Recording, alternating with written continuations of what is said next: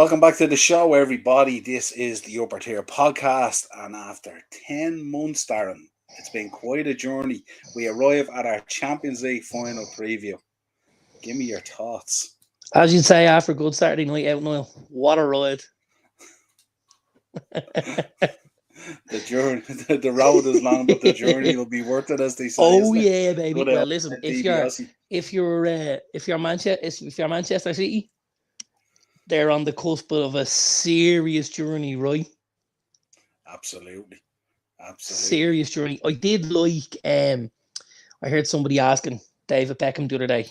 He was saying, how will it feel if Manchester City win that treble? And it's like, won't do a whole lot for me, He said, but at the end of the day, there's always a first team that does something. He said, and it'll always be us, and it'll always be Manchester United. We were the first club to do this, and anyone else that comes after will only follow our lead. I like that, David. Let's not get involved with this mudslinging. Let's just go straight for the throat. They were probably interviewing him while he was sitting down and signing Messi, so he probably didn't care anyway. I'm going to tell you a funny story about Messi, right? So, as you know, I'm going on my summer holidays to America. So I says to myself, I wonder what the schedule is like, because I'm over there for 2 weeks. There's 2 New York clubs, which I'll spend a little bit of time in New York. There's the Red Bulls and there's New York City. And I'll spend a bit of time in Boston and there's the New England Revolution. Yeah. So I said to myself, I wonder what the schedule is like. So today, logged in, had a little route around. Are you ready for this? So on August 20th, the New York Red Bull play DC United, right? In the, what's the name of the arena now? The Red Bull Arena or something like this, yeah? So that's August 20th. Okay. You can go to the arena for $30 a ticket, yeah? That's them paying you now, yeah? $30 to see the Red Bulls against DC United. A mere 6 days later, which is the 26th of August, the New York Red Bulls welcome Inter Miami. Okay. And one Lionel Messi. And now the cheapest ticket available is $480. So we've now gone from 3 tickets costing me $90 to 3 tickets costing me $1,460. Jesus. So in the words of my good lady wife, well, that ain't fucking happening. In the words of the great Iron Sheik, fuck the Messi. Oh, man. No wonder he didn't take that money from Saudi Arabia. He was getting it elsewhere. He's getting a cut of the fucking attendance, probably. Yeah. Holy shit. This whole interview, I couldn't live with myself taking that money. What? You nearly bankrupted Barcelona. Absolutely. And I tell you what, they're really getting to the stage where they're throwing money at anybody. Now, listen, I'm a huge N'Golo Kante fan, right? I really am. I love the guy. I think he's a great guy. I think he's a great professional. He's a great player. But what he brings on a football pitch is extremely limited. And is it only really necessary for a guy like that when you're playing against top sides who have 3 or 4 guys who can break at high speed, who have skills, who can, tear you apart like that, where you sit Kante in front of your back 4 and you allow him to play that screen position and break it up and play on the on the bounce and stuff. Don't need N'Golo Kante in Saudi Arabia where the right back's tagging a camel with him and the left back has, a fucking sombrero. Hold on a minute here. Talk about putting, apple juice into a Ferrari. This is absolutely ridiculous. The last time the man created a chance, Jesus was a child, and now they're throwing 100 million a year at him. 100 million. And the best part of it. 2 mil a week. The best part of it, this was the part that cracked me up. I took a picture of this, right? They've agreed terms, and the figure includes image rights, commercial deals, and his creative portfolio. He's the least marketable footballer you have ever seen in your life. He drives a Mini and gets his haircut off the Turkish barbers for £7. What did he got out of town, didn't he? He never got the Beamer for winning the league. Sure he didn't. The Oh my 6-5 O's or God, something man. that they did. Didn't they all get beamers when Leicester won the The league? Leicester boys, I think he Yeah. might have got one. No, I He don't think drives he a got one, mini. no, because he went He got out of out town, didn't he? before. He went to Maybe. Chelsea, we've already dished them out. Yeah, Maybe. absolutely. Yeah. I thought that was, I said image rights, commercial deals, and also his creative portfolio. His creative portfolio is about as good as Harry Maguire's when he's dribbling onto his chin saying, Gaffer, can I have a game this week? No, Harry, you can't. You've 2 left feet and you turn like the bleeding QE2. Get back in the subs bench. It'll be like the live golf situation, won't it? They'll be all dying to get out there now. It'll be the new Oh, China league, won't it? racing to it. Yeah. Racing to it. Yeah, Except yeah, if you go absolutely. to Saudi, it's not going to go the way of China. So the money is Not well. endless. That's the thing. So you don't have to Absolutely worry endless. about that. Oscar's They- probably and- sitting in China sick going, got to get on that Saudi bump now. And you know what? They offer big bucks to another one of our guys. You know, I'm a big Wilfred Zaha fan. They've offered 15 mil a season for Wilfred Zaha, Big and that's the bucks. play for the boys bottom of the league. 15 mil. What's he getting at Palace? That's Is he what getting? that's Kareem Benzema's wage for a week. I broke that down the other night. Do I have the breakdown? I broke it down. I seen it somewhere, and I was reading it out to me missus the other night. Is that it there? 2.5 mil a week plus bonuses and add-ons. Yeah, but it's the breakdown is something like €360 a second. I just thought, what are we actually coming to? Like, I'm this just is thinking, getting in the time we ridiculous. finish this podcast, we could have paid off our mortgages. If we were Karim Benzema, absolutely. Yeah. And now we've been ably backed up by one N'Golo Kante. Unbelievable. When I originally seen the offer from Saudi for Kareem Benzema, I was thinking, yeah, I'd have to stew over that one for a while, all right, and just have an absolute think about it, you know. And then I was thinking, where's the bus that brings me to the airport? Did you hear Carlo Ancelotti? We were very surprised by his decision. Were you really though? Were you really like? What am I gonna do now? Like, it's 200 bags a year, or I can stay here on, what's he on at Milan? Probably 15, maybe 50, or sorry, at Madrid, probably 15, something like that. I can take 15, or I can head off for 200 and make sure that my grandkids never have to work a day in their life. Yeah. And not have fans showing up at the training ground wanting to kill me. All this kind of thing. Or worse, get autographs. Get fucked, pal. Pay for it on bleeding Amazon like the rest of them. Anyway, we'll take some comments now in a second, but we are here for this. This is our reason to be here. We want this Champions League final. Also, just to everyone in the chat, to let you know, we're going to be doing our season 11s tonight as well. So we were busy with them. We were busy and they look fantastic. So what we're going to do is we're going to do our season 11. Let us know in the chat your season 11. Then we're going to do a season 11 excluding the top 6 teams. And then we're going to do which did mean 11. That you could still have Spurs and Chelsea players because they were outside the top 6. Just throwing that Spurs out there and Chelsea. And we you colour coordinated them as well, didn't you? I might have colour coordinated them, actually. I might have had a lot of fun with that, you know? Yeah.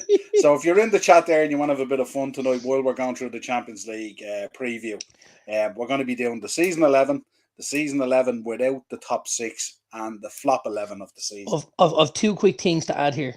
Yep. First of all, why does this City of Istanbul always do something to me?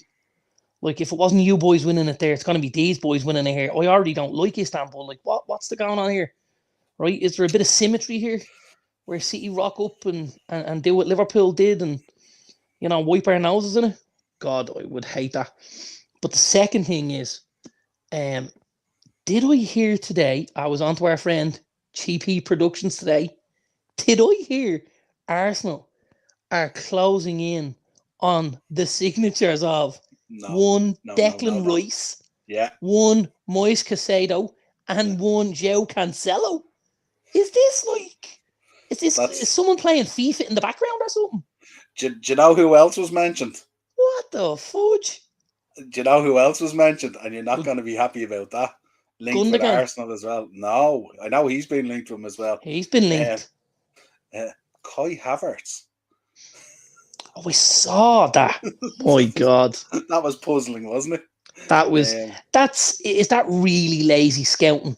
Like, that's exactly what they did with Jorginho, right? When they looked across and they went, he'll do. They did the same thing with David Luiz, William Gallas, the opposite way. Arsenal did it with Czech, and now also you're looking at possibly Havertz coming in and doing the same thing. You're going, Like, lads, I was have a doing, look. These guys I, are dog shit. I was doing our morning show this morning with all the transfers that I do. Our kind of our morning brew, here we go Oh, kind of thing. lovely. Yeah, it's up there on the channel and stuff like that. Always a bit of crack and stuff like that. It's just me giving my thoughts on what's unfolding in the transfer window. And this morning I read Kai Havertz linked with a move to Arsenal, and I said, I can't even put that on the show. I couldn't bring myself to do that. Because I just look, it's crazy, isn't it? No. Absolutely crazy. Let's take some comments. Ian's in, looking forward to this. Just did a great show with Ian there, looking back on the career, reflecting back on the passing of the Iron Sheik. So if you want to check that out, it's on Dynamo's Dozen. I did my own show this morning as well on the channel. Thanks for squashing those Kai Havertz, the Arsenal rumours, Ian. He's not good enough. Straight. Facts. You know, what's the crack, Noel? That's o'clock as normal. Man City will take it home this Saturday, 3-1 at full time, he thinks. Yeah, I fear you might be right. Big up, Daz. How are you, my friend? Thanks for joining us again tonight. Thanks, as Daz. Always. Good to have you, pal. Morris is in. Ticketmaster, Robin Nuts. Have you any Mason Mount updates? I heard the deal to Man United has stalled slightly. Are Chelsea getting greedy or something like that? Or Chelsea were a little bit greedy from the offset, weren't they? Looking for 60 to 80 million for a guy that has 12 months left on the deal. Now, Todd, who do you think you're selling to here, pal? Yourself? Cop on, will you? Darren, thanks, Dino. Phenomenal as always. Thanks, Dino. Appreciate that, brother. And now Newcastle own the top four in Saudi. Few sneaky loan moves incoming. Absolutely. Benzema and Kante straight into the black and white stripes of the Magpies. There's always a way to circumvent financial fair play. Absolutely. Yeah. BT Sports YouTube channel seems to be streaming live events. They do.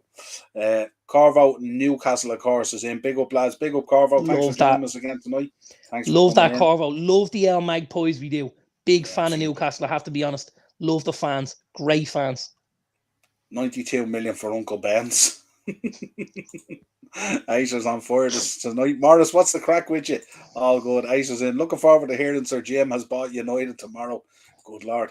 I read an article on that as well. Apparently that the six Glazers are staying involved or whatever it is. That it's not just the two boys. It's getting crazy. Oh, God. And that apparently, yeah, man, the Qatari lad, he is absolutely flinging money at them and they don't want to know. I think we kind of called this a while ago, didn't we? That this was market manipulation really more than anything else. Yeah. And that they were only looking for investment, not really a sale. Because there's no even conversation now about the Rain Group or anything. It's like everyone has just got out of town and said, listen, you're wasting our time here. We're gonna end up looking like fucking Steptown, son, with fucking Radcliffe, who already looks like a hobo, and these fucking six Amish walking behind him. It's this insider trading, isn't it? Like sort of trading places with Eddie Murphy or something like that. It's crazy. What a film that is, man. Absolutely. Corvo's in as well. McAllister was a bargain boy, unreal. Yeah, absolutely. I did talk about this in the WhatsApp group earlier, didn't I? I don't know what frustrates me more about this deal. The fact Liverpool have signed him, or the fact that they've gotten for a bag of peanuts and a handful of popcorn. Like, absolutely ridiculous to get the deal done at the level they did. And I would go as far to say it will not be bettered in this window for value. Really? You don't think so? I don't think so. Be a tough one. I think if you're getting free or something, wouldn't you?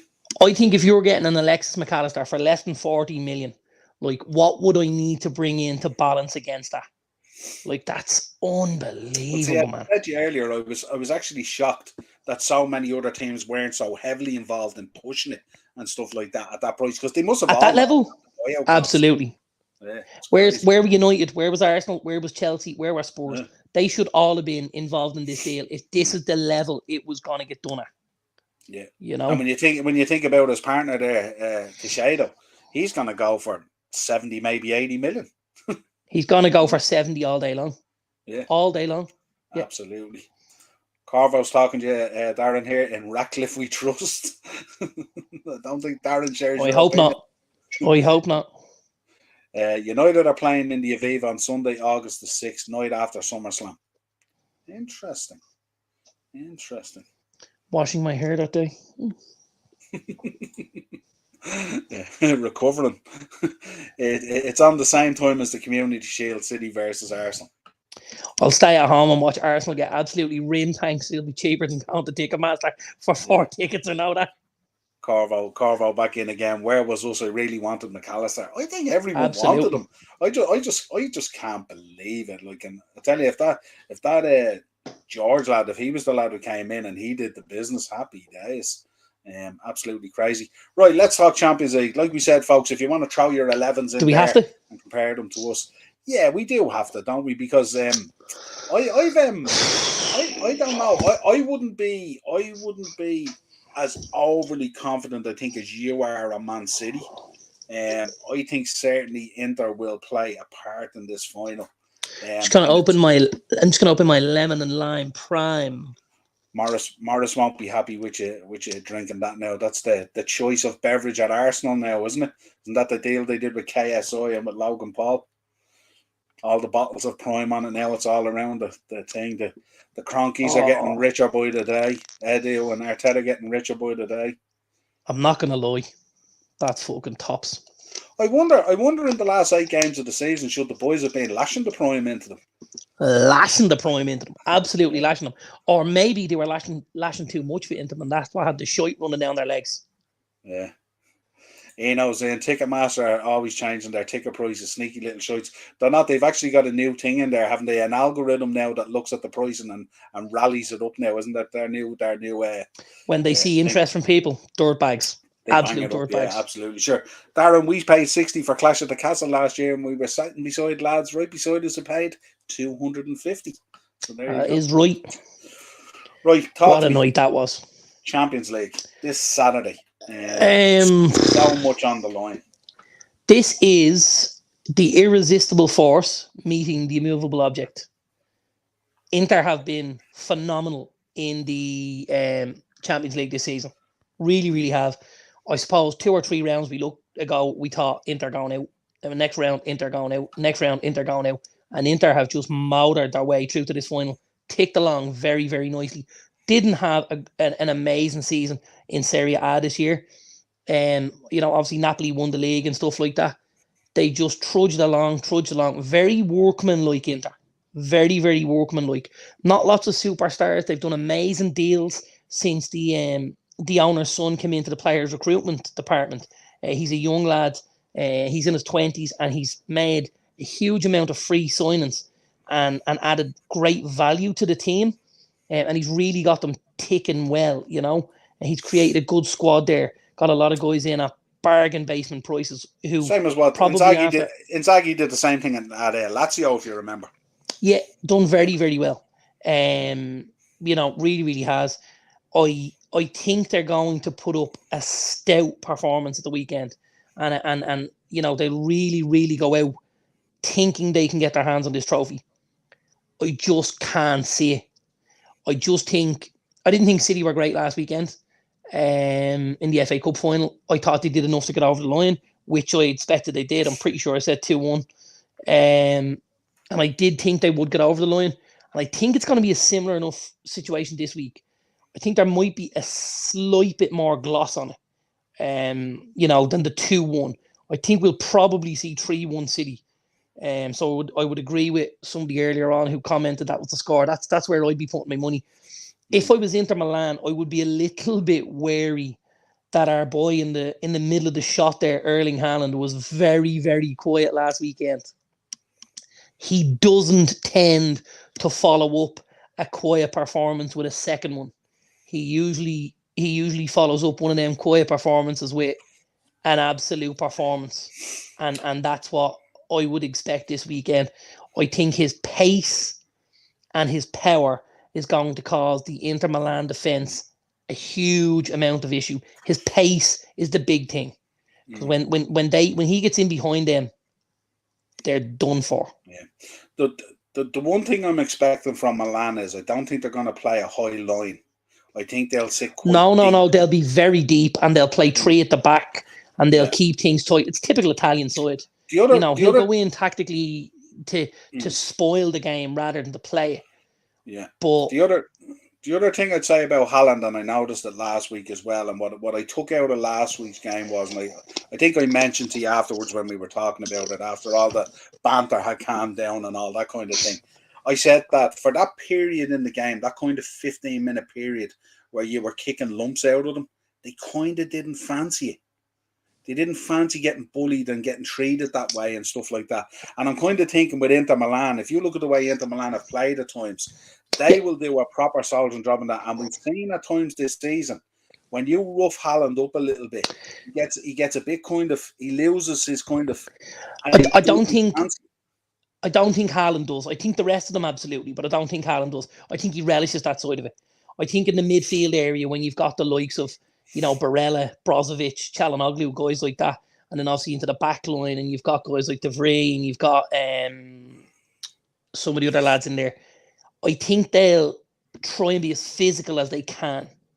The Bastonis and stuff like that. I think they'll try and be as physical as they can, and I think they will try and rough guys up. Now, here's the thing.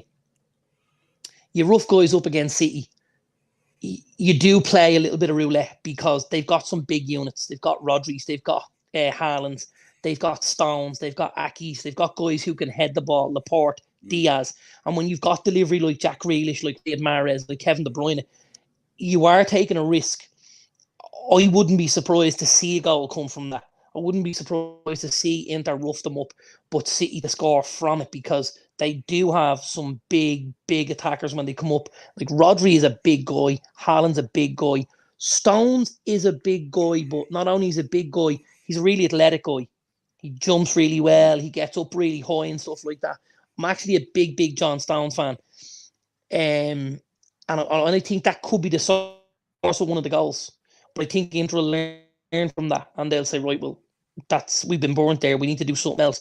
But that won't play into their hands because I feel like you're right. With a lot of those City guys, the roughing up is what could get Inter over the line,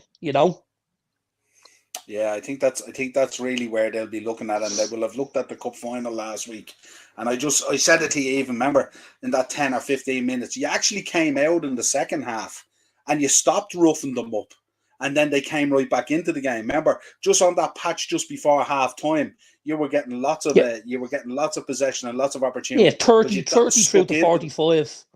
We kind of put the foot down a little bit, and I thought Casemiro did well for us, and I thought Wan-Bissaka and stuff like that did well, and Shaw on the wings to try and step up that little bit higher and just bite that little bit quicker and try and get a little bit more in their faces, Yeah, and I just remember looking at it and I was thinking with the likes of Barella and Bastoni and players like this, they'll get stuck in, your man DeMarco they as well. absolutely will. They love it, and they'll try and take City's level of quality down into that mudslinging kind of, that kind of battle. They're going to try and drag them around the field by their feet. Absolutely, 100%.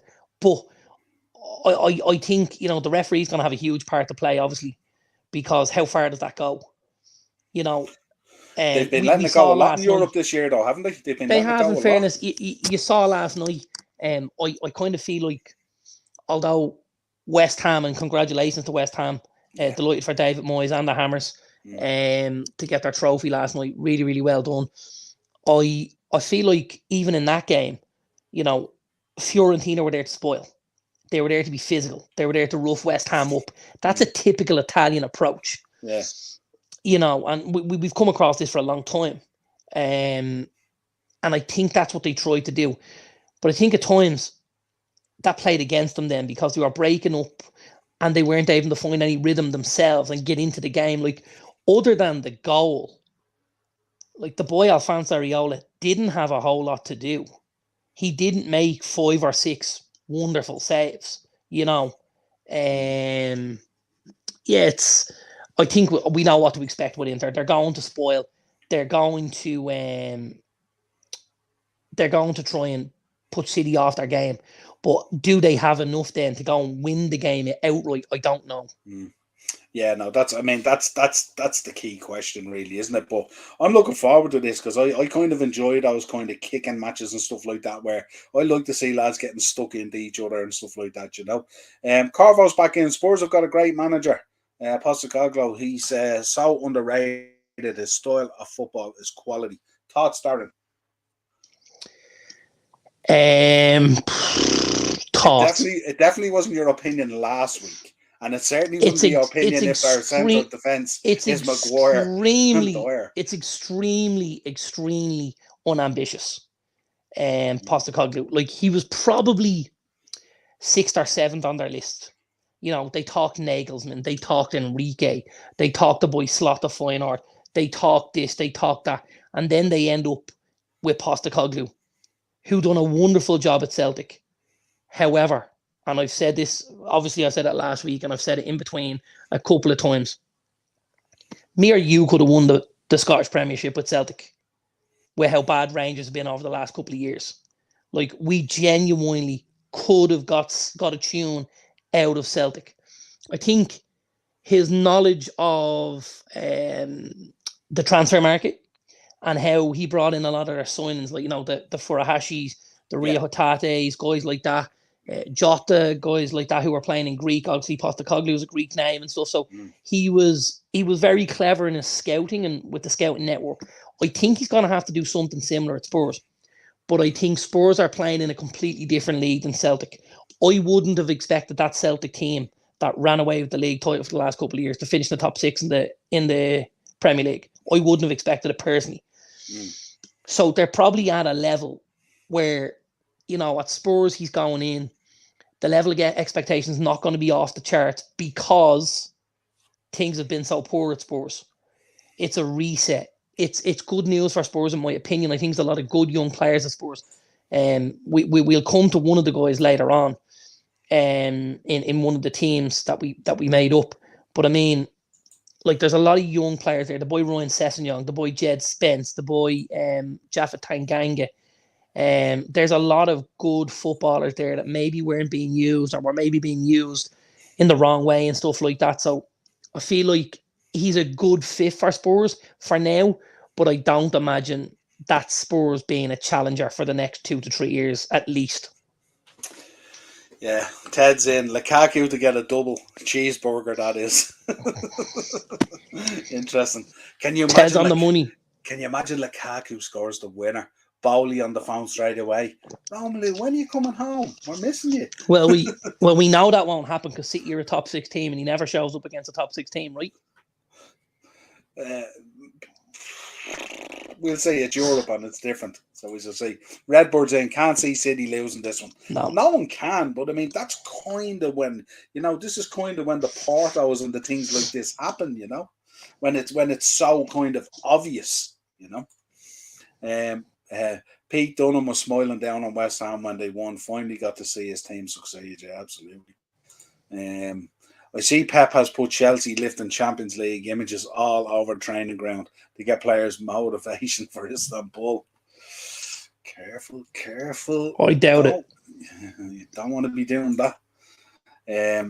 I do forget Dzeko was still playing when he spoiled it for his old team. Yeah, absolutely. Yeah, and there's so many storylines through it as well.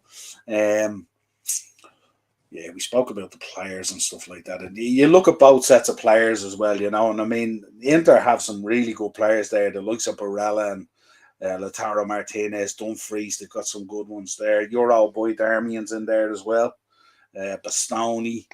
I was listening to an interesting one. Onana needs one more clean sheet to match Mendy's record. Did you see that? This would be his 9th clean sheet of the Didn't see that this season. Yeah, top goalkeeper and stuff like that. I'm surprised. Done well. He's done well since he came into Inter. It suits his style of play, being very relaxed and him being a fan of the Jamaican Woodbines. Yeah. I see they're talking as well. What did I read today? They're talking about Skriniar and the free. Is it? It doesn't look like they're going to start. They were pivotal in their Scudetto win back in 2021 or whatever it was. But it looks like they're going to be both on the bench, and it's potentially the last time we might see them. Skriniar has already signed for PSG. Yeah, so that's their. So he's leaving the building, and Stefan De Vrij, I mean, that's, you know, we were linked with him massively in the last couple of years. Well, probably since Louis van Gaal was in charge, where we looked at bringing those kind of Dutch guys in, you know. Louis was obviously looking back to his national team days, thinking who's available, who can I bring in and stuff like that. Very good player, but again, the two boys will be massively missed. Yeah, absolutely. And you're kind of looking at it and you're thinking Dzeko and Mkhitaryan, they're probably going to be advertising themselves to the Saudis, aren't they, during this game? That's what they'd be looking at. I would say so. I would Yeah, say so. Hard to believe, like, when you look at that, you've got obviously a Darmian and a Mkhitaryan who neither could yeah, really make it at United. You've a mm, Dzeko who did a pretty good job for City, and then you've Lukaku again who's floundered slightly in the Premier League, and all of them now heading towards a Champions League final, all guns blazing. yeah. And who knows if they lifted it? So interesting. Give me you're going with a 3-1, are you? I'm going City 3-1. Yeah, I can't see past them. I just think they're heavy favourites. If this wasn't the final, we would expect this to be a landslide. So I'm gonna take the final out of it, and I'm gonna just look at City as a unit. I'm gonna look at Inter, and I see City having a good night on Saturday night. Yeah, absolutely. Do you know what I'm gonna go? I'm gonna go, and it's kind of sounds a bit mad as well. I'm gonna go City in extra time. I'm gonna go City in extra time because the way these games have been panning out, we've had so many extra times, so many penalty shootouts and stuff like that, and Yeah, a lot of that. kind of yeah. So we'll see how it goes. I mean, I expect City to win and stuff like that, but I hope Milan put up a real good showing for themselves and stuff like that. So. I hope they put up the best show they've ever put up and lift that trophy. I will have my blue and black stripes out on Saturday night. I can tell you that. Absolutely, Pirelli. The window man the window cleaner's coming to put the bunting up tomorrow and everything. Oh God, can you imagine? Yeah, the kids are colouring in the Dublin bunting, the black side of it. Oh man. Yeah, pizza and pasta all day on Saturday. If anyone opens their mouth, I'll shove it down their throat. Brilliant, yeah. No, it's gonna be, yeah, I think it's going to be quite an exciting game, I have to say, and I'm really looking forward to it. Bringing it down. Mark is in. How are you doing, Mark? Evening, lad. You pair of rides. Thanks very much. Hey, Marky, good to have you, Marky. Yeah, absolutely. Anyone who's dropped their teams in, by the way, I see Morris's one is there. All right, we'll come back to them as we go. Which one is Morris dropped in? His team of the season, or no? Well, I presume it's not. Looking at the names, that's his flop of the season.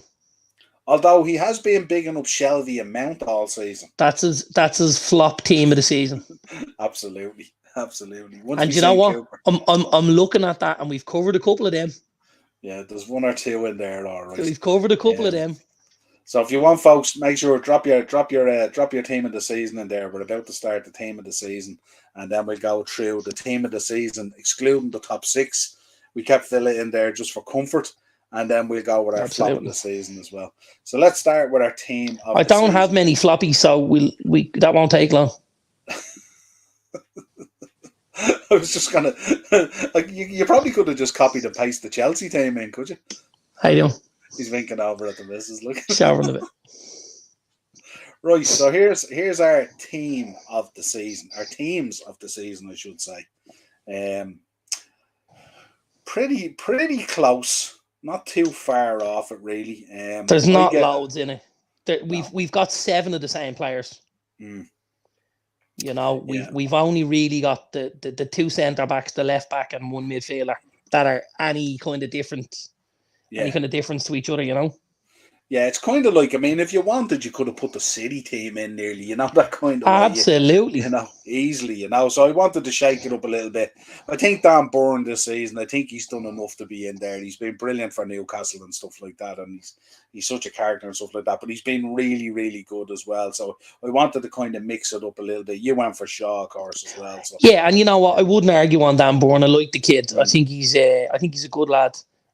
Great personality to have around the place as well, but has really had some phenomenal performances for Newcastle this season, especially for a guy of that size playing as a fullback. Generally you would see a guy like that playing in the centre back position. He's a really big boy, but like he does so well up against some of those small, nippier wingers. Does a really, really good job for Newcastle. Really does.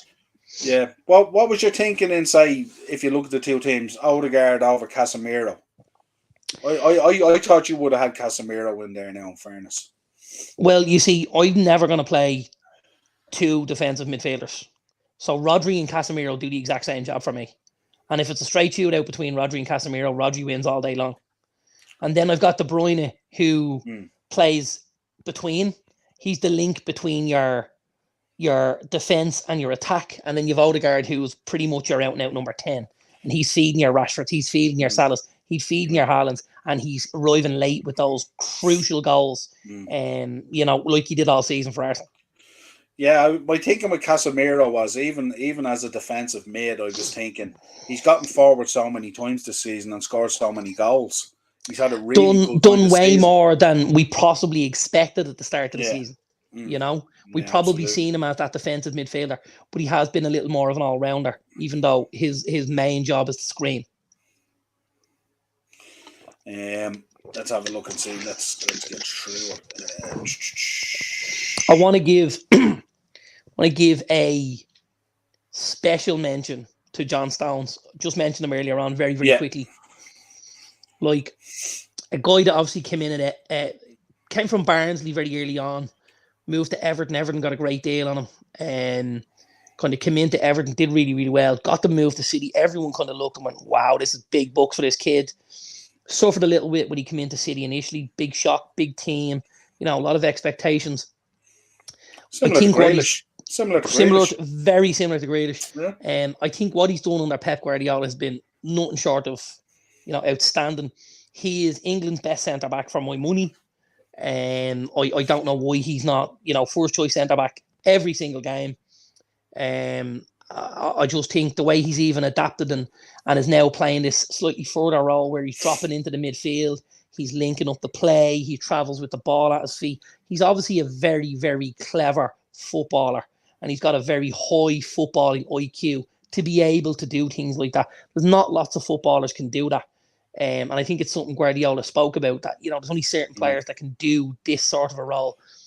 And Stones has been absolutely phenomenal for City for me. One of the unsung heroes for my money.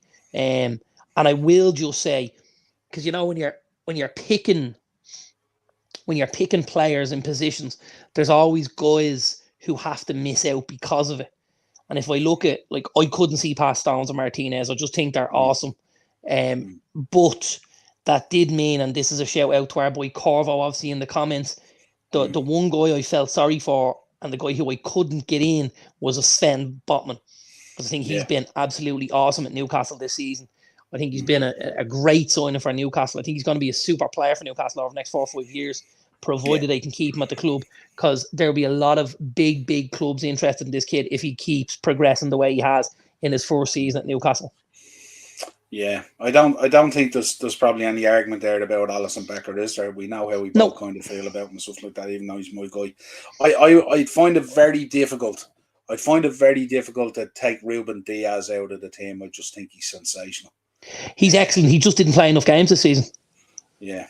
Week to week, the three guys you saw in the City back three every week were Stones, Aki, and Akanji. Every single week, because Diaz spent so much of it on the treatment table, and that's the only reason I didn't have him in. He played less than 20 games. Yeah, which is it's not a great stat. Yeah, absolutely. We both had Trippier in there anyway. I think that was given. Self-explanatory. What do you think of me? You have Sean there, and I have Dan Burn. What do you think of my inclusion of Dan Burn? Yeah, as I said to you, I've no issues with it really. There's lots of cases can be made. A fit Reece James, and you've opposition for probably Trippier there. On the opposite side, you've got Shaw. There was at one stage I looked at maybe putting someone else's left back and putting Shaw in at the centre back. But I just felt Martinez has made such a big difference to us this season, and having that solidity, that centre back and stuff like that, really, really important for us. And obviously gives us a great platform because he can pass the ball from the back, which a lot of our other lads can't do. Yeah, Marcus Donja being a big Love Island fan, second choice keeper from Shells going into it. Didn't hear about that. Big fan. Haven't missed an episode yet. I will be watching tonight's episode with my good lady wife after this. But Ted is in. He says, I think I'd have Kane in there alongside Haaland. 30 goals can't be snuffed at. Absolutely. Yeah, listen, had a great season.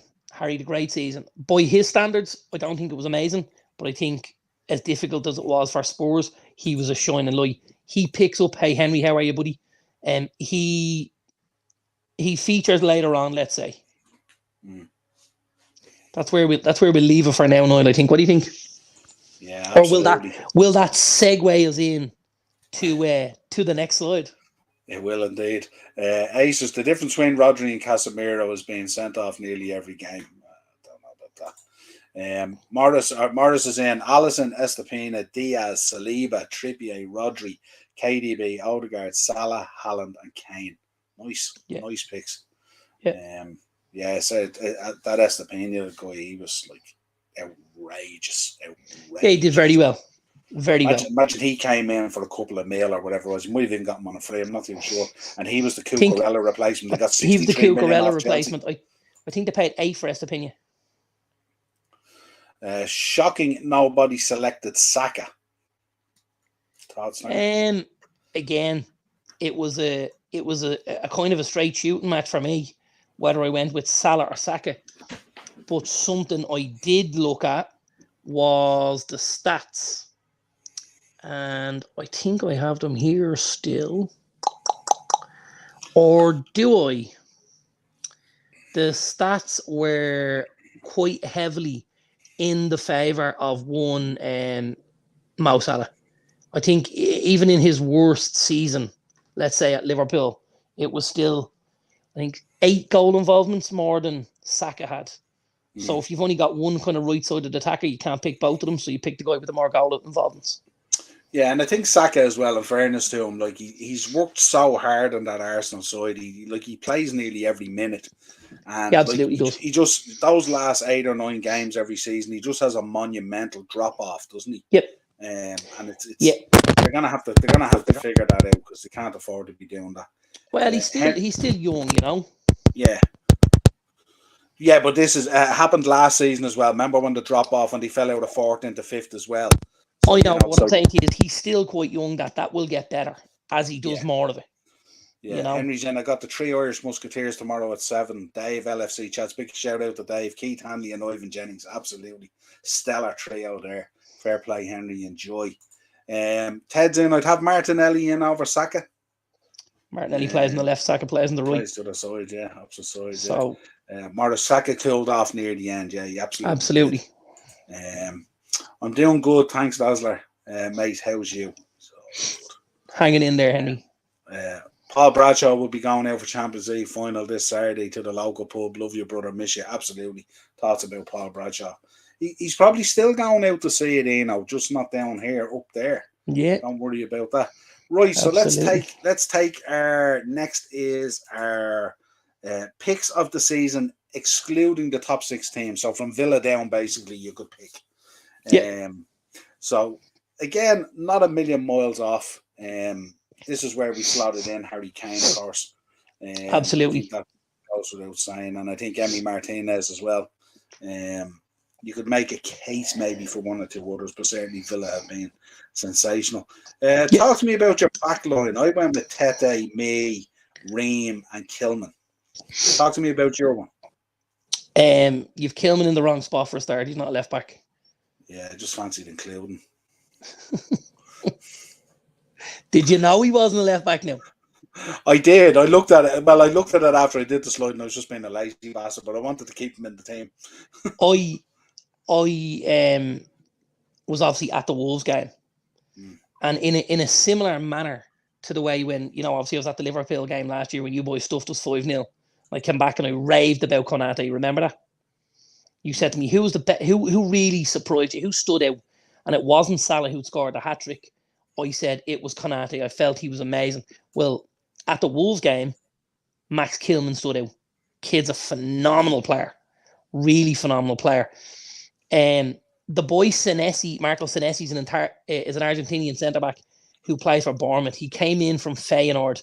He cost about 18 million roughly. Really, really good football and centre-back. Really good, solid centre-back, this lad. Has been pivotal in turning Bournemouth season around and securing Premier League survival. Played almost every minute of every game for them. He's been phenomenal. Really, really big. So I wanted to get him in. Honourable mentions.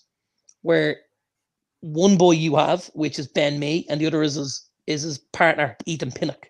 They were two of the lads. And at one stage, I had got Kilman and Pinnock, and I said, in the end, I wanted to go Senesi. I thought what Bournemouth did and how they stayed up under Gary O'Neill was phenomenal. And they did that by solidifying that backline and by closing up the shop a little bit. And that's why I wanted to get Senesi in there. Anthony Robinson's my left back. I think, again, he's American international, phenomenal footballer of Fulham. Was obviously linked heavily with AC Milan when he was leaving Wigan, but failed a medical. He stepped in at Fulham. He's been awesome. He's an athlete, very physical, gets up and down the line really well, defends, creates, super. And then Reece James on the other side, phenomenal right back. I know he didn't have sort of the season he would have liked at Chelsea, but if we're looking at the best right back outside of the top six, it's absolutely Reece James. Yeah, he missed a lot with injury as well, didn't he? And so, Yeah. but we know how phenomenal he is. And then Yeah. he kind of, it felt like he got rushed back too early off that injury as well, and he looked rusty. That's absolutely what happened. Looks like he was carrying an extra few pounds as well, and then he went out injured again and stuff like that. So we hope he's doing all right. We hope that's not going to be a constant reoccurrence kind of thing. But getting Reece James in there, that's a big shout from a really poor season for Chelsea. But obviously he's one of the standout guys there as well. I mean, 100%. And actually, any of Enzo Fernandez was another option. But any of Chelsea's decent games this season were driven by Reece James. Any of the games where they won and where they won well and when they created and when they scored, it was all Reece James. It was all down that right-hand side.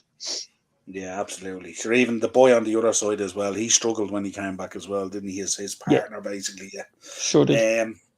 Talk to me about your midfield. I probably should have put Declan Rice in there. Looking at it now, I mean, it's probably criminal that I left Rice out and stuff like that. But I went with McGinn, Ramsey, and Esse. Yeah, and like you've obviously played a slightly different formation, which means you can't have the same kind of setup, and you can't have maybe two centres. I thought Paulinho, the boy of Fulham, has been phenomenal in his first season. Absolutely phenomenal. Sits in that kind of defensive midfield position, breaks it up, big and physical. Really, really good. I'll be shocked if clubs don't try and get him out of Craven Cottage this summer. I really will be. Declan Rice, thought he had a great swan song last night. I know it's not the Premier League, but I think even in the Premier League, anything good that came from West Ham, Declan Rice was involved. He's got a phenomenal engine. He's got a great range of passing. He's up and down. You know, he creates, he scores. He's just like Mr. West Ham. That's probably why I looked at McGinn, because I felt Aston Villa had a better season than West Ham. Yeah, and in the league, absolutely, absolutely.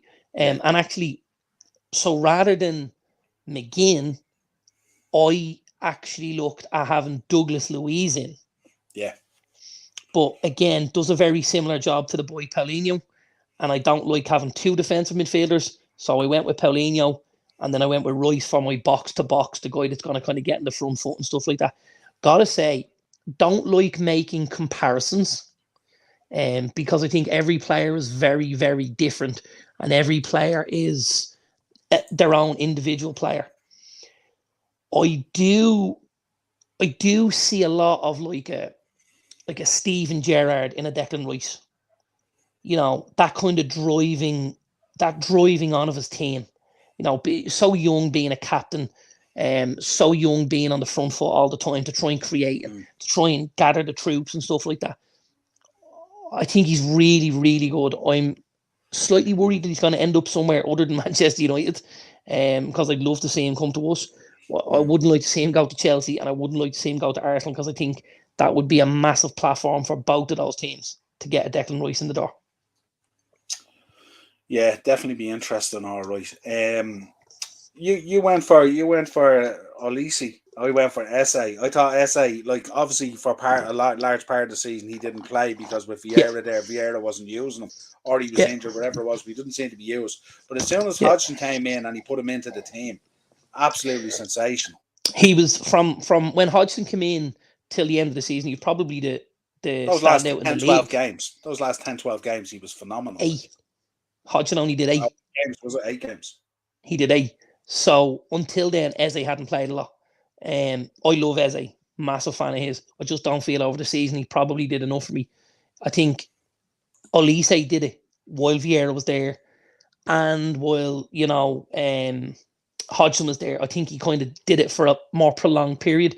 Plus, he tends to play from the right hand side, and Ramsey plays from the left. So again, I'm looking to keep balance in my head. That's the only way things work. Eze plays a little more central. He doesn't necessarily play wider on the right. So that's it. In my head, I couldn't put Eze out there. I would have had to take out maybe Rice, and then that shuffles things around a bit, Yeah, absolutely. And then up front, I can see what Ted has written there underneath, about Ollie Watkins, and I completely understand it. He was the collateral damage in your Ivan Toney and your Harry Kane, who I don't think you can leave either of them out, if I'm honest. Yeah, and I found a way to get Mitrovic in there as well. I thought Mitrovic, bar the ban and stuff like that, but he was sensational. Well, I mean, like, here's you're looking at the two I've got, plus Mitrovic and Ollie Watkins. They're the four standouts, Yeah. I think probably Watkins maybe didn't do it for as much as the season, because obviously Villa had a rough start, and he was firing a lot of blanks early on the season. I think Mitrovic, if I was gonna play somebody other than who I went with, I think Mitrovic would have been my third choice ahead of Watkins. Watkins would be fourth, yeah, absolutely, yeah, fair point, absolutely. Eno's in. For every football game happening, Paul Bradshaw will always have the best seat in the stadium. Yeah, absolutely. Morris Gibbs White, honourable mention. Yeah, absolutely. Yeah, he was very, very good. Lots of really good mentions. I looked at one stage and I was going, you know what? They've just been relegated, but I would have no issues putting Harvey Barnes on the left. I'm a Harvey Barnes fan as well. I think he did a decent season and stuff like that. But then you're kind of going, hard to get a guy like that in when Leicester have been relegated, Yeah, absolutely. Big up Acers, yeah. Next Thursday for the Premier League fixtures, Darren. We'll be covering them on next week's show. We'll have a look at the fixture list and we sure will. So that should be good. Mark, Watkins to the back end of the season, yeah, but not whole season. Yeah, absolutely. Yeah. Still a fantastic player. Maddison had a decent season when he actually played. Yeah, just very, very hard to the whole disappointments around. Well, I mean, look at some of the guys who missed out, who ordinarily you would say, like, the glaringly obvious one for me is we've no Son. And if you're saying Spurs are going to be outside the top six, he should have been one of the first names on that sheet. But he had a really, really poor season. Yeah, really poor. A lot of guys didn't step up to the mark in the way we thought they might. Hence the reason that's where the teams find themselves. That's those guys who don't show up. Yeah, absolutely. Mark Evan Ferguson. He's in the top six. Yeah, he's in the top six. He was in the top six, so we couldn't pick him. Yeah, this is outside top six. Yeah, absolutely. But yeah, absolutely. I mean, outside the top six, he'd be on the sheet, I'd say. Yeah. Let's get into our flops of the season. This should be interesting. This is always a fun one, folks. Let us know your flops of the season. Call out your flops of the season. Darren on the left there. Go through it, Darren. You went with Lloris. I went with Meslier. I think it's a flip of a coin, really, isn't it? They were both abs. I know Morris has gone for Meslier in the chat. Obviously, I haven't even seen it yet, but I know he's going to go there. I just think for a guy with his experience and with what's the story with Giovanni coming throughout the game. I think I'm gonna be. I think I have to wear a t-shirt, don't I, with Kenny out at one of the Ireland games. Yeah. He's gonna try and get me lynched. I think Lloris, with a guy that won what he's won over the course of his career, I think he's such a huge letdown for Spurs. He really is. Morris had Ward in there for his keeper. Yeah, and he wouldn't be wrong either. That was Leicester being really poor, but Ward obviously being way out of his depth as well. I went for Lloris because he's a much bigger name than Ward, and he was miles off where he needed to be for Spurs. I think every game or every other game, he was the cost of a goal at Spurs. You just can't do that, though. Yeah, absolutely. Acers is calling for Weghorst. Again, at one stage, I had Weghorst in. And then I looked and I said, well, first of all, he only came in January. Yeah, and wasn't near as bad as what's on the page. Second of all, we won a trophy, and he was instrumental in winning us the trophy. And third of all, I think if you look at his performances rather than his stats, they weren't as bad as maybe some of the other guys. Like obviously Skamaka didn't have the stats, but he didn't have the performances either. At least when Weghorst wasn't scoring, there was work rate, there was endeavour, there was, he was putting stuff in. Now, I know some people are going to say that's not what your boy is striker for, and I get that completely. But I definitely want somebody who's going to put themselves about and do an awful lot rather than a guy who's going to, not do anything or do as much as he's needed, Ted reckons he'd have Everson in for worst keeper. We had a chat about him a week or two ago, didn't we? Good Lord. The boy Everson was outstanding.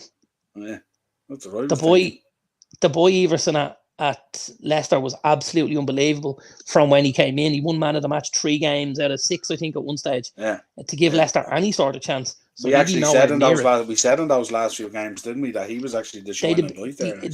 They'd have been buried only for Everson. He was absolutely phenomenal. Absolutely. Talk to me about I mean, I obviously included some of your likeable mentions there. Cooper obviously is in there.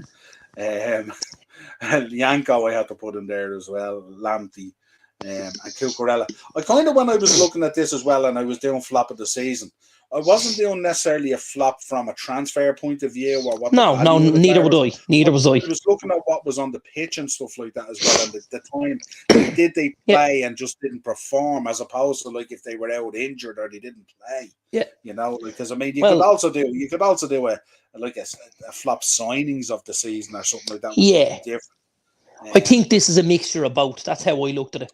Yeah, I mean obviously Jed Spence had a great season last year at Forest. He was on loan from Middlesbrough, makes a step to Spurs, looks like he's not an Antonio Conte son and doesn't get minutes. That's a massive flop with what they paid for him. Massive flop. Was sent out on loan in January and didn't have a great time in France either. See, I'm the other way with him. I can't judge him as a flop because he didn't play. So I find it very hard on this season I can. Yeah. Well, I mean, the same thing could be said about Tariq Lamptey. Tariq Lamptey barely played 10 games this season. Yeah. Yeah. So at that, again, Pierre-Emerick Aubameyang, how many games did he play? Patrick Bamford didn't play many games. He was injured for most of it. Flopped in the games he played, but played less than 10 games. Well, Aubameyang played a few games, didn't he? I mean, he was woeful for Chelsea. Aubameyang's minutes are way down. Way down, because don't forget, playing a game, you playing the last 20 minutes of a game isn't the same as you playing originally a game. His minutes weren't way down. Sure, he weren't. He was playing in games, but he was just so poor. That's why his minutes went down. No, his minutes were really poor all season, which I will get you now. I'll tell you why. I thought he played in a lot, like he got a lot of minutes in games earlier on in the season, stuff like that, but he was just horrendous. Player statistics. We'll go into clubs, Chelsea. I have a feeling about Aubameyang that I thought he played a lot more than what people think. Like, I know towards the end he was kind of a bit part player and stuff like that, but I thought earlier in the season he had put in a shift. What's it looking like? Maybe I'm wrong. He scored 25 points in fantasy football. Now let me see here. Minutes played this season. Okay, now just for a reference point here, yeah. If he played, 90 minutes of every game, 38 by 90 is 3,420. Yeah. How many minutes do you think he played? I'm thinking at least half. Is it? Played 546 minutes in total. Yeah. Jesus, I didn't think it was that much of a drop off now. Yeah. So actually, I'll tell you. So you say 546. So 546 divided by 38 games. He played a grand total of 14.5 minutes per game. Which was even too much, to be honest. Morris, that discards that goes then onto the same kind of thing as, do you know what I mean? Yeah. No, I get you. So that's where. So I'm going to just go through mine really quickly, right? Or my back line anyway. Spence, Harry Maguire is a massive flop, massive flop. To go from United captain to go from playing every week to going to, we can't have this guy on the pitch because he's costing good goals at every given opportunity. Like, United fans now absolutely shudder when we see him warming up on the sideline. There's calls of please no when the board goes up with his number on it to come on for the last 5 minutes, maybe to go 3 at the back and kind of shut things down a little bit. It's awful. He needs to get so far away. Koulibaly was a huge flop for my money. And I know there's probably people that won't be happy with that, but when you come to England with the reputation that Koulibaly has as one of the top centre-backs in world football, and a guy that was priced out of moves to a lot of clubs by Napoli, eventually went to Chelsea. He was extremely poor. He was showed up physically on a number of occasions that he didn't have the pace and he didn't have the level of control needed for the Premier League. And he was caught quite a few times. And that's in a team where he was playing in 3 centre-backs. He played with Fofana, he played with Chalobah, he played with Thiago Silva, and he played with the boy Badiashile. And even in a back 5 with 3 centre-backs, he was made look a mug on numerous occasions. And when you pay big, big money for a guy who's going to come in and revolutionise your back 4, and he's that poor, he's got to be in that flop of the season for me. Yeah, absolutely. Aces is in. Just 1 second. Aces is in. Nobody has signed Tielemans on a free yet. Tielemans has been shocking this season. It's been shocking this season. He hasn't been shocking. Leicester have been really poor. Like, he certainly hasn't been any worse than some of the other Leicester players. But at his age, with the age of Yuri Tielemans, he'll absolutely be signed up by a top club. Absolutely. I wouldn't be at all surprised to see him at Liverpool or Man United. I genuinely wouldn't. Because I think what he's got to offer... We've distanced ourselves from him. We're not interested. I don't know about that. I think it will all depend on budget, because there's obviously certain areas of the pitch that need to be looked at. And when you look at a guy like Yuri Tielemans, you know that he can do a certain amount on the pitch. Plus, when he's in with better players, life's a little bit easier. He's a good age. He's got a good engine. He can attack, and he's free. He is free. We've all had worse signings than Yuri Tielemans on a free. Don't forget that. True. Mark is in just before you continue. No Arthur Mello cause. No, absolutely not. The reason I don't have him in, Mark, is because he didn't play a single minute in the Premier League. He played 13 minutes in the Champions League, and he played 67 minutes in the League Cup, and that's it. So he didn't play at all. So again, for that reason, I didn't put him in. We never got to see him. We know there's a certain player in there. He is injury prone, stuff like that, but he never kicked the ball for us. You can't put a player in there that played 80 minutes for the whole season. I did, because he's a flop. Yeah, no, you put him in, but again, it's like, And I put Spence in as well, who didn't have a kick. So it wasn't just Arthur I put in on those bases. Do you know what I mean? Yeah. Like, if you were a signing, or if you were somebody that something was expected of, and you fell way, way below that, you're a flop. And that's Spence and that's Mello for me. But again, I know different people see things different ways, so there's no, Yeah, again, as I judged as much as I could in terms of players who played a lot of time and just didn't deliver at all, rather than putting in a guy who never kicked the ball or a minute in the league. It's kind of like, it's how do you judge him? I mean, obviously bringing him in and all that side of it, what we paid and all was that's a flop.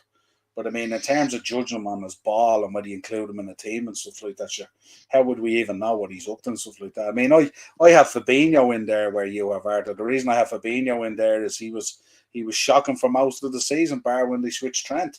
He was absolutely horrendous. His drop off was monumental.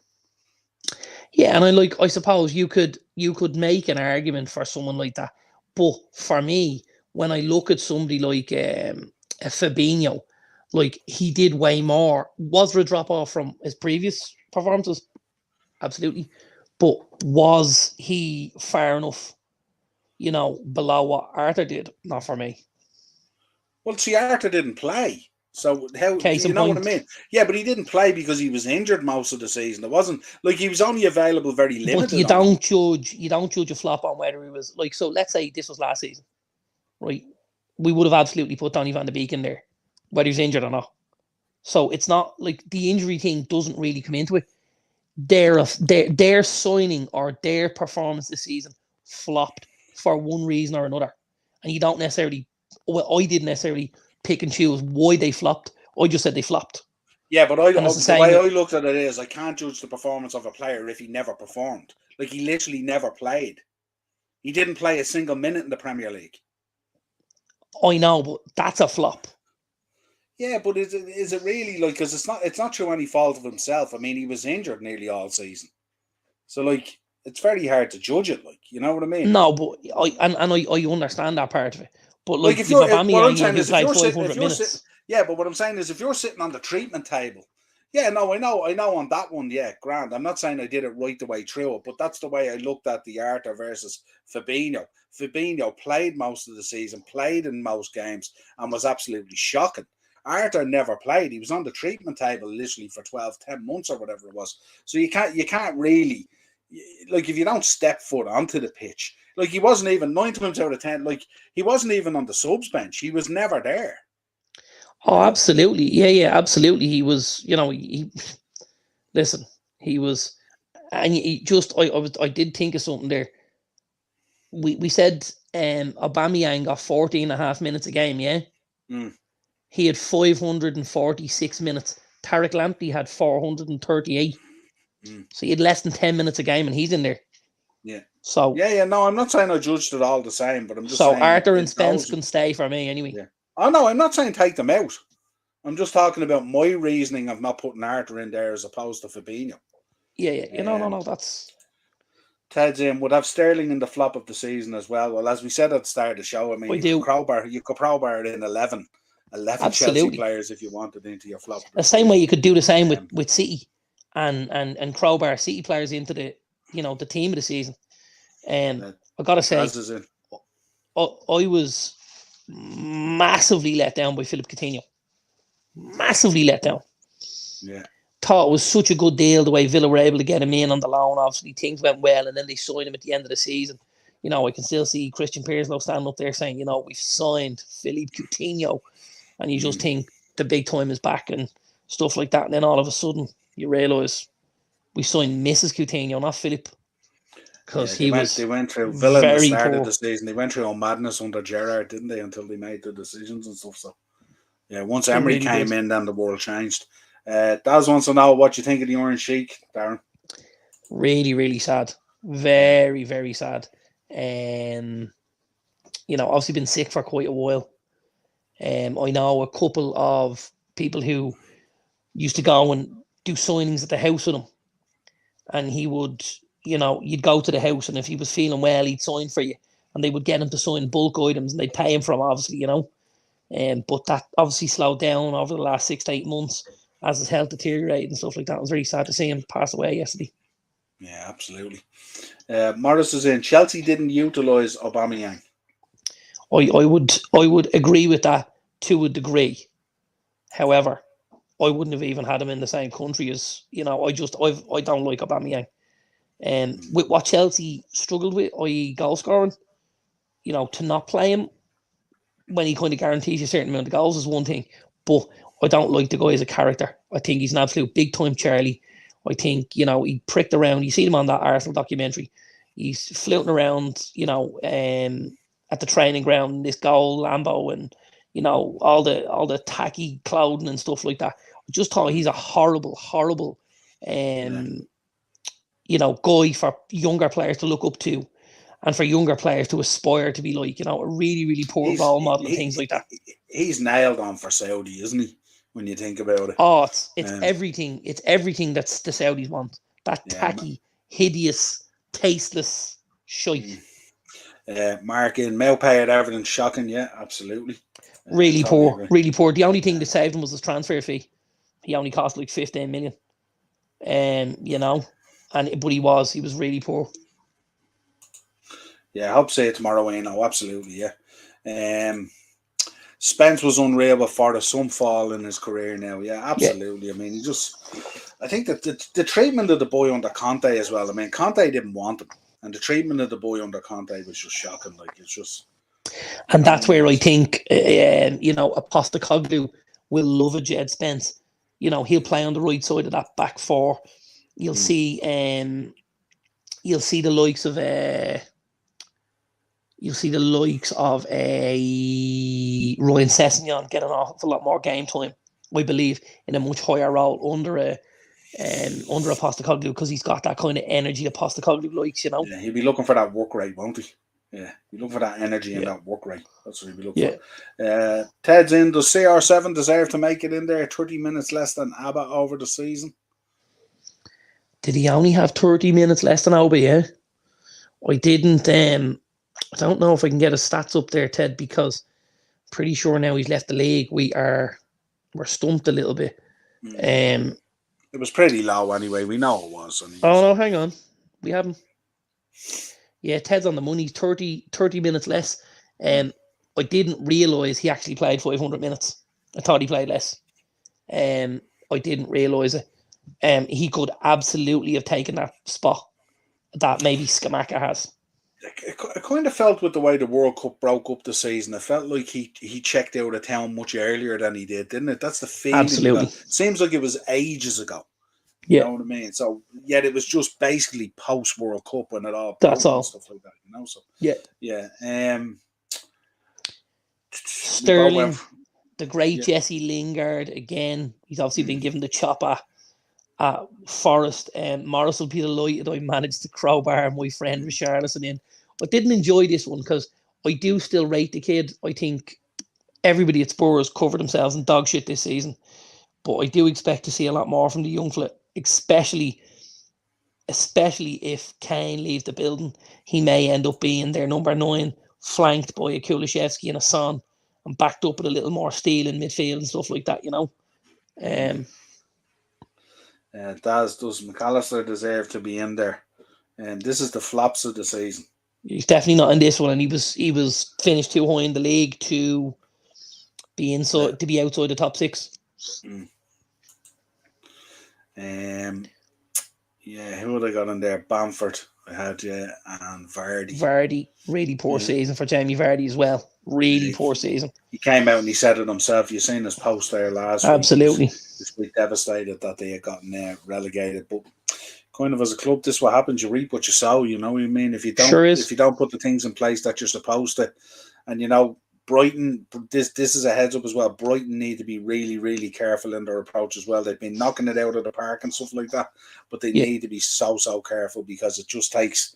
You see, I mean, the biggest thing at Leicester was obviously the goalkeeping situation is what really cost them, you know, and that was just a single kind of thing, you know. So yeah, that's it. Flaps of the season. Another season done. Just one to go. Just one game on Saturday to go. Does Maddison deserve to be in there? I think when he played, he probably was better than a lot of the Leicester lads.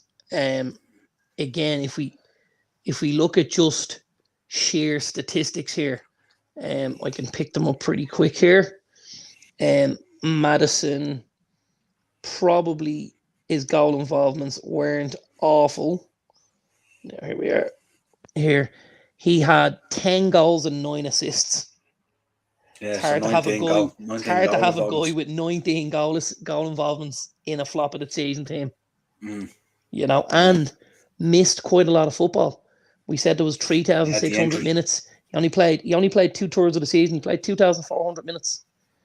Started 28 games, scored 10 goals and 9 assists. Like 19 goal involvements from 28 starts isn't bad, Niall. It's 1 and 2. So for a full season, you could throw maybe another 5 or 6 involvements on it.